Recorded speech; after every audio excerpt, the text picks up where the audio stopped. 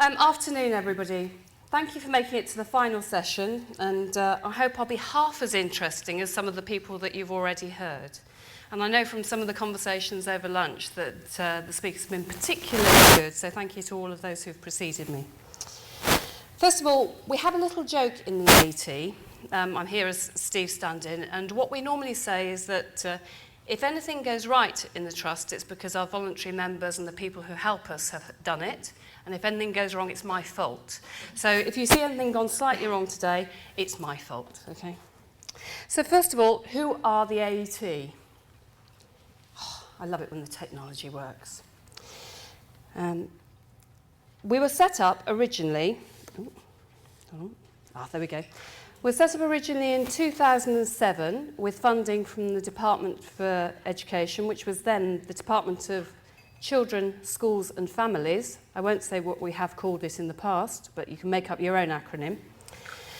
From the Council for Disabled Children, the National Autistic Society and Treehouse, who are the three prime original members.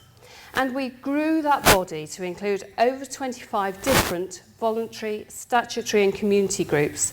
And we've got those people to work together as part of our programme board, which is the decision-making body of the AET, and also into the expert reference group.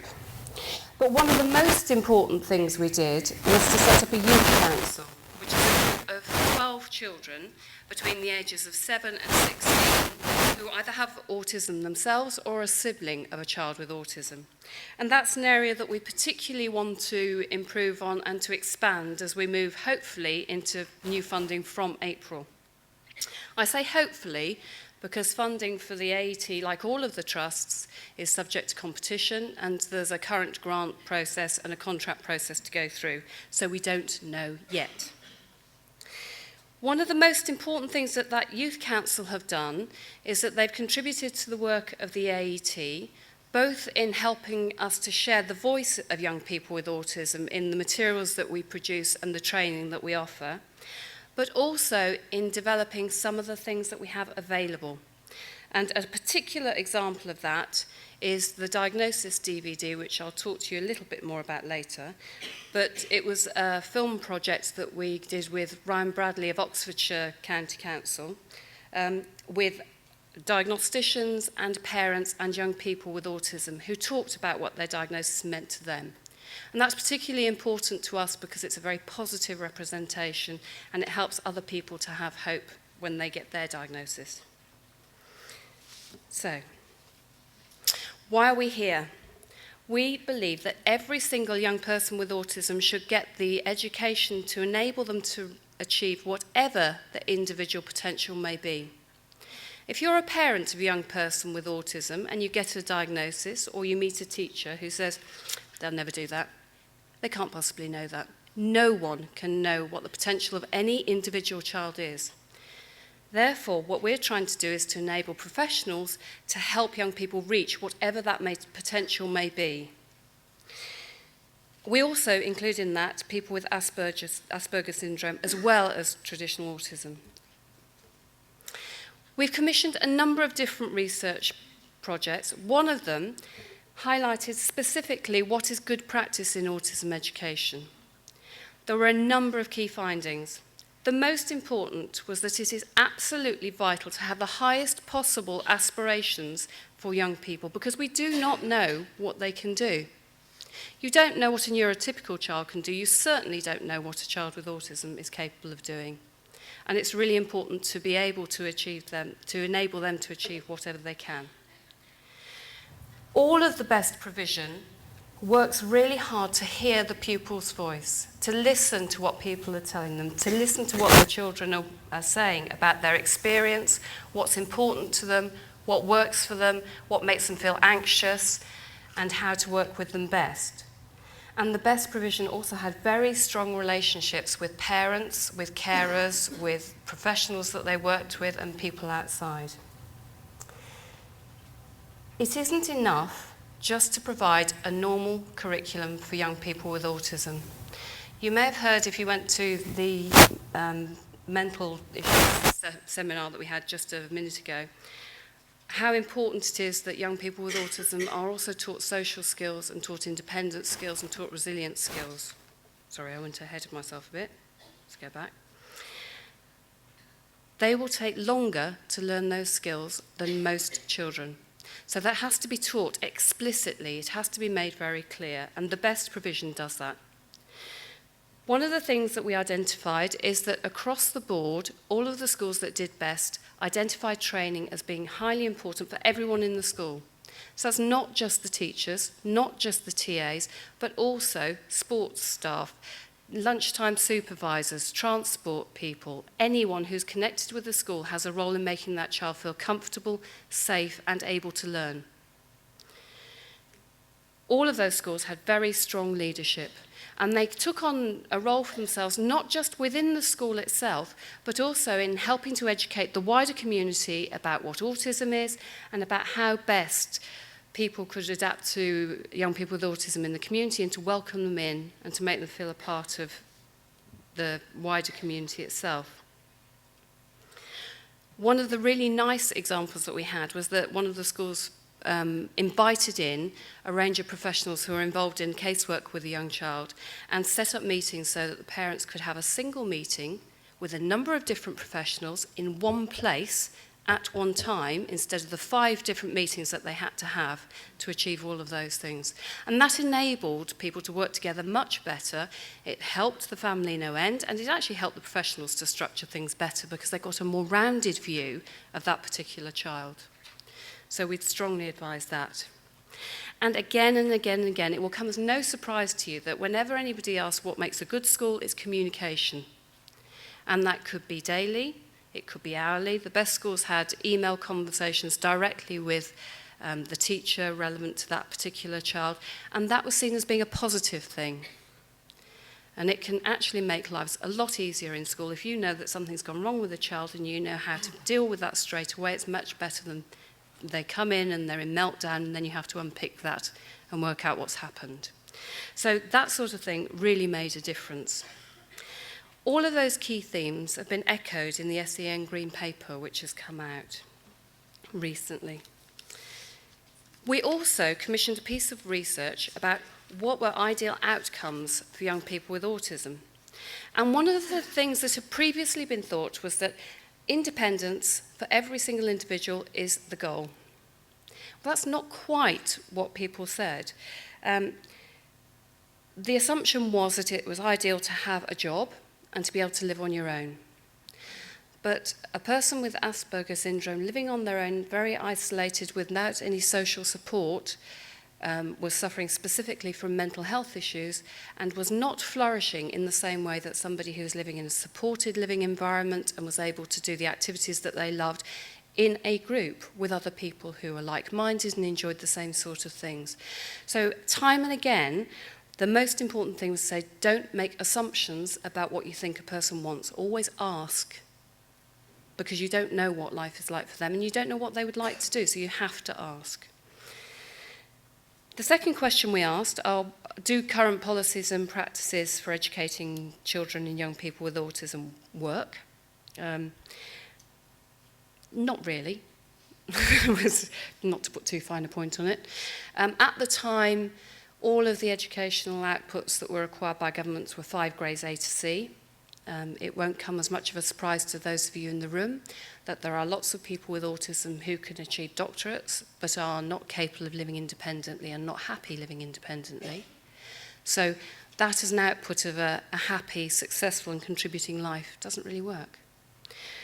There are other people for whom 5 grades A to C is never going to be achievable, but a very small measure of progress can be massive to them. So one of the things that came out of this piece of outcomes report is to say we need to look at different ways of measuring progress. So we also asked, how do you actually assess measures? Well, people use national curriculum, but that didn't always work for the reasons that we've just talked about. People use P-levels. They didn't necessarily work because they don't measure enough tiny bits of progress for people in special schools, for example. And the national curriculum didn't work because it wasn't sophisticated enough to measure someone's emotional development. And actually that was more important to their long-term happiness than their academic performance. So one of the things that we've asked is that there are other measures that could be included, and that social and emotional well-being is one of those. I'm just showing you here a quick flash of our website. So everything that we do is available through our website. Very easy to get to, www.autismeducationtrust.org.uk. I know it's so trips off the tongue, doesn't it? AT was already snuck off by somebody else by the time we came on the scene. But it is your gateway to a huge amount of resources which are really helpful. Rona, on the introduction, mentioned that we carry out training. We do. You can get to it through the website. It talks here about the training hubs. We also rescued the Inclusion Development Programme from the outer purdah of the National Archives, where it was there in screenshot format and you couldn't actually do anything with it. So any of you who have used the Inclusion Development Programme materials before, which are really good, they are still really good materials, they are now on our website and they're fully interactive, so you can use them as they were intended to be used.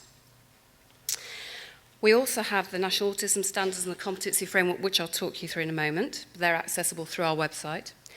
We also have available Tools for Teachers, which is a large A4 toolkit, which I'll talk you through in a little minute. The Autism Peer Awareness lesson, our Youth Council helped us to develop.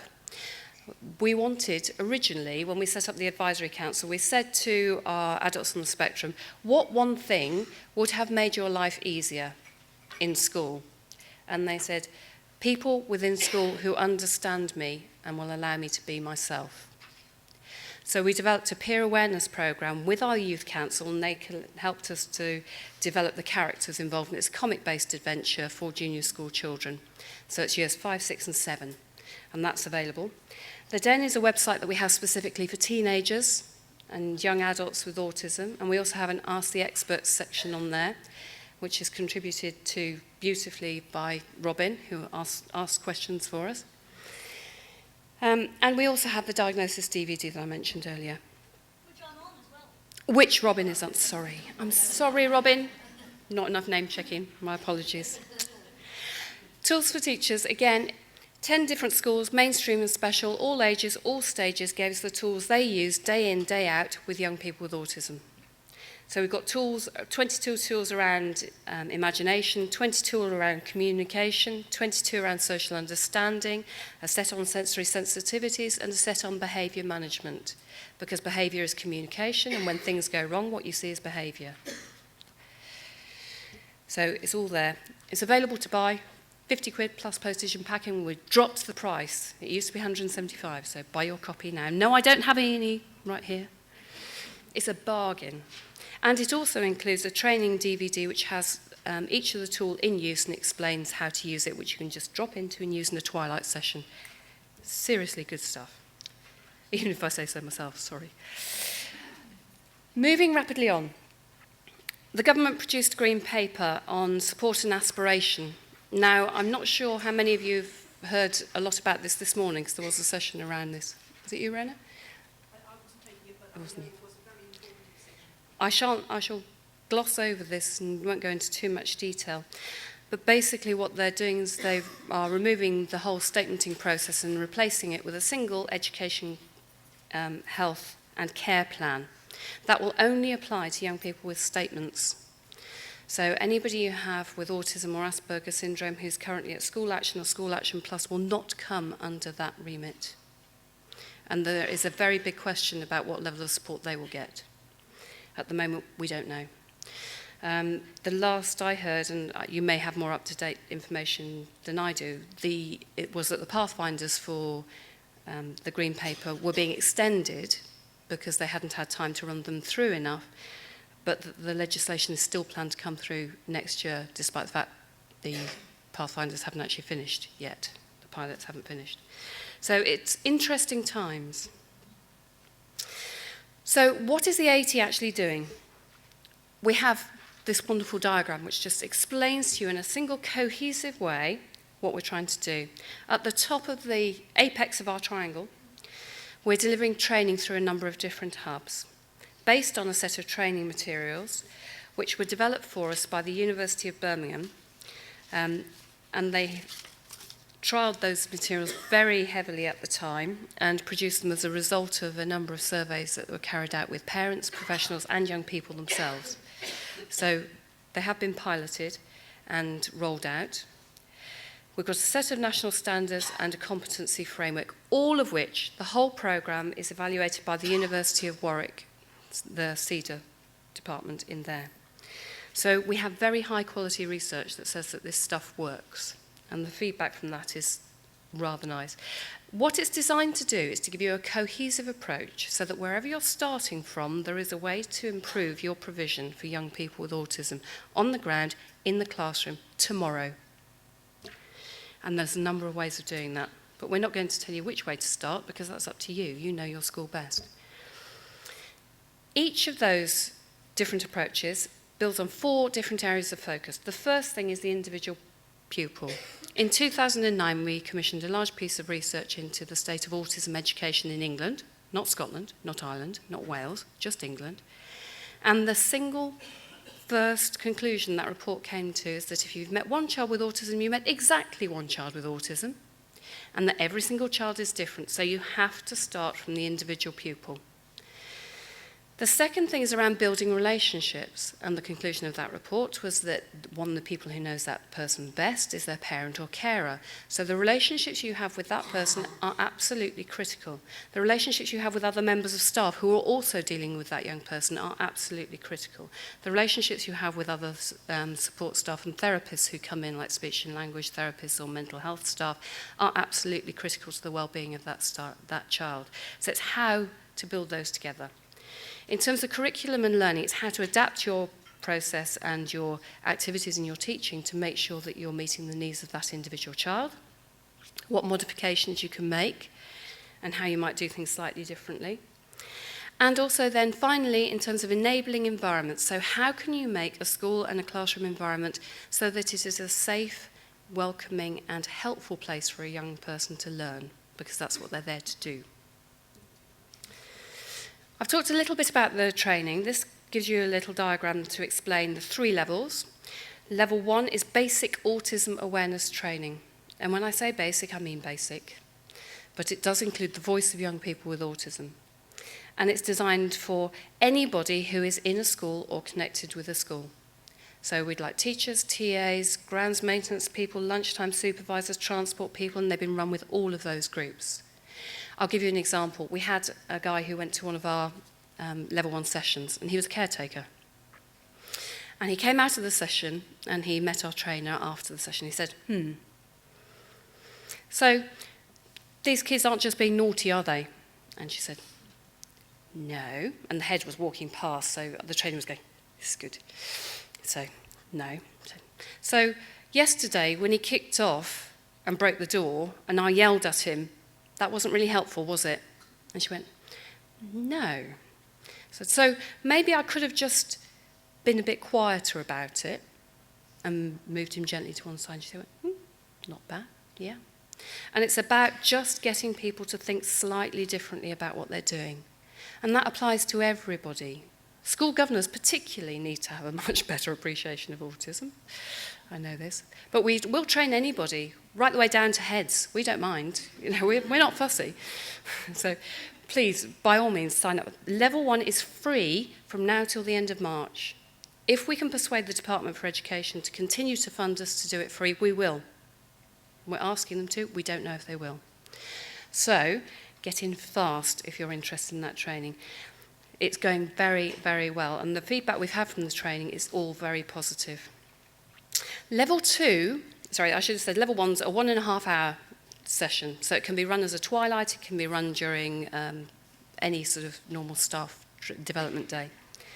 Level 2 is a 1-day session designed specifically for people working hands-on with a young person with autism.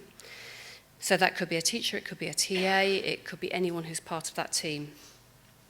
And those are normally run either as a whole school, if you feel that your school has enough young people in it that need that sort of level, or it's run based in one of our hubs, centres, and they'll run training there for you. Level 3 is for somebody who also has a leadership role. So we're looking then at looking beyond the actual hands-on and being able to bring around better delivery within the school. So it's school-based as well as individual-based. 7 different hubs across England. We've got 2 hubs in London, Ambitious About Autism and The Bridge. We've got one in Birmingham, we've got one in Leicestershire, Norsaker in Nottingham, and the nearest one to you here is Oldham. And our trainers will come out and deliver training to you at your school. So there is a different rate for school-based training if you want to train a number of people. And I think the break-even point is 9 people. So if you have 9 people, or there are 3 or 4 schools who want to get together and run a session, that's absolutely fine. And then it becomes cheaper. So the more the better. We're hoping to expand the range of hubs further. We're conscious that we haven't got enough hubs in the north, and I hope you're not feeling too abandoned that we only have Oldham, but Oldham are going great guns in delivery, so you've got a very good hub there. And we're also hoping to expand into the southwest because the coverage isn't as wide as we'd like it to be. Right, standards. One of the things that we're very aware of is it's difficult to know when you're doing a good job, isn't it? You know you're doing something, you know what you're doing may work, but you don't know what else you might be doing. So we put together a set of standards which were heavily consulted on. And what they do is they go through, for each of the 4 areas that we've talked about, the individual child, building relationships, curriculum and learning, and enabling environments, and they are a self-evaluation form for you to use, a self-evaluation process for you to go through and identify what you might do. And then that lovely little area with the very small writing, sorry to those of you at the back, but it is in your packs as well.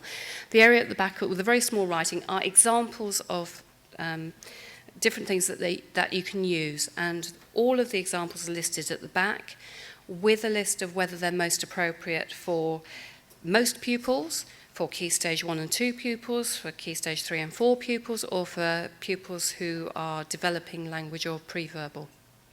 So there are different materials there that are available as examples. This is available free of charge through our website. It will cost you nothing. Okay? So that was whole school. What we have to go alongside that is a competency framework, which is aimed at individuals. So for each of you, as a professional working with a young child with autism, how do you know whether you're doing a good job? This is your way to find out. So it does exactly the same thing, but on an individual basis. And just like the standards, it links into the standards, so the 2 things dovetail beautifully. It enables you to assess for yourself what your current level of competence is. And those of you who have a leadership role, who are heads or deputy heads or have staff management, you can use this as a staff management process. And there are a set of core competencies and advanced competencies. We fully accept that those of you working in mainstream who may have 1 child or 2 children in your school probably won't want to go into it in as much detail as those working in a specialist provision for autism. So it's designed to enable you to drop in and pull out the things that you need. So, how have we done? Well, we were trying to select a set of hubs providers, which is why it says all providers, by October, November. They've been recruited and selected. We piloted level 1 training to everybody, and then we rolled it out. The national standards are there, ready for you to use. The competency framework is there, ready for you to use. Level 2 and 3 trainings both have been designed, piloted, and delivered in final version. It's now running for real. And our programme comes to an end in March 2013. But we fully anticipate and hope that that won't be the end. We have a good reason for hoping that. Our evaluation that I mentioned from CEDA, which is, don't ask me what CEDA stands for because I won't remember, it's University of Warwick. It says on the slide over 4,000. We're now up to over 5,000, so we've achieved our targets that we're aiming for by the end of March already. And it's October, so we're really happy about that. And every single bit of feedback that we've had from people who've attended those courses has been positive. Over 93% of attendees felt that it was really worthwhile. And the evaluation team at University of Warwick were quite stunned with how positive the feedback was. She said, this is a bunch of teachers, and they don't say it's good if they don't think it's good, and we don't get feedback like this normally. This is really good. You should be really pleased. So if you have any doubt as to whether this training is worthwhile, the people who've already been on it say it is. So I'll let you take it from the horse's mouth. We've had lots of people go on from level 1 training on to level 2 and 3. Level 2 and 3 is now fully running, and the pilot feedback from level 2 and 3 is just as positive. It's absolutely as positive. And one of the nicest things that came from the feedback from that is that the University of Cedar said that over 94% of attendees had either strongly positive responses on the value and impact of the training that they've done. So, what next? We had a very nice write-up from the All-Party Parliamentary Group on Autism, who said the government should continue funding for the Autism Education Trust, subject to evaluation. You've just seen how good that is, to enable it to expand the development of a 3-tier training programme beyond March 2013. In particular, it should include the areas of the country not already covered. These are the South West, East and North East of England. Sorry, North East. As well as Yorkshire and Humberside. So we would like to get up here. It should be extended to provide training to staff in post-school settings, such as further education colleagues, in line with plans for a holistic 0 to 25 SEN system, and clearly that fits in beautifully with the Green Paper, where the Education Health Care Plan goes to 25. And interestingly, there was a debate on autism in the House of Parliament on Tuesday, and the Minister was asked if he could guarantee that the Autism Education Trust would continue to be funded, and he said that there were grant and contract opportunities, and he fully hoped that the Autism Education Trust would put in a solid and reliable bid that they would be able to fund. I can tell you now we fully intend to do so. So, final bit, what we're now doing is there's a grants programme in which we're looking at to see whether there's potentially some grant funding for the activities that we've talked about, and there will also be £30 million in terms of contracts, and that looks like being the most reliable place for future funding. We've talked about extending the programme geographically. We also would like to extend the programme to post-16. How many of you here are in post-16 provision? So that's quite a few. We're very aware that it's a very different land in post-16 and that you're desperately in need of a bit more help and support, and we would love to do that. If we can get funding, we will. We've also looked at adapting the AET standards for use by support services and parents. What we are not talking about here is telling parents what standards they should live up to. What we are talking about here is what standards parents should expect from the school that their young person's in. Just to make that absolutely clear. And it'd be interesting to know if there's anything else that you think we should be doing. That concludes my presentation.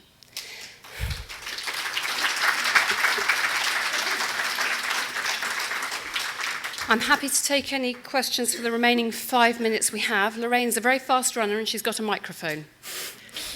And she's not afraid to use it.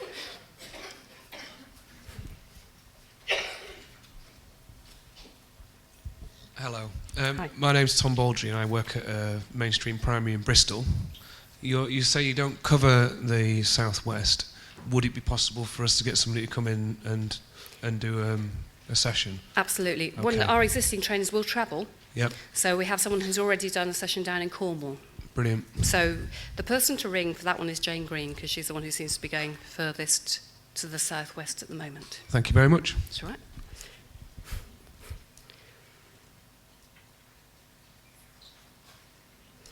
Any more for any more? In that case, thank you very much for making it through to the end of the afternoon. Lovely to meet you.